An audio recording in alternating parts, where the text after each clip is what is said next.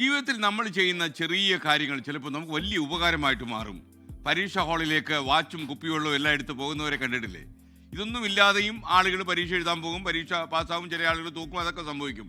പരീക്ഷയുടെ അവസാന നിമിഷം ഒരു പാരഗ്രാഫ് കൂടി എഴുതാൻ ബാക്കിയുള്ളപ്പോഴാണ് നിങ്ങൾക്ക് സമയം അറിയാത്തതിന് ബുദ്ധിമുട്ട് ചിലപ്പോൾ മനസ്സിലാകുക.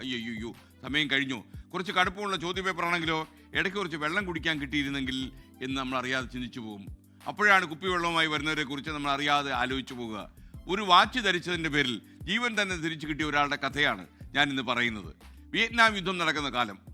അമേരിക്കൻ എയർഫോഴ്സ് ഉദ്യോഗസ്ഥനായ റോബർട്ട് ടി വൈറ്റിനെ ജയിലിൽ അടച്ചിരിക്കുക. അടുത്തുള്ള മറ്റ് സെല്ലുകളിൽ റോബർട്ടിൻ്റെ സുഹൃത്തുക്കളുണ്ട്. എങ്ങനെയെങ്കിലും ജയിലിന് പുറത്ത് ചാടണം. അടുത്തുള്ള സെല്ലുകളിലെ സുഹൃത്തുക്കളെ കൂടെ കൂട്ടി അവരുടെ സഹായത്താൽ ജയിലിൽ നിന്ന് രക്ഷപ്പെടാൻ കഴിയുമെന്ന് അദ്ദേഹം ആലോചിച്ചു. അങ്ങനെ രക്ഷപ്പെടാനുള്ള വഴിയുള്ളൂ.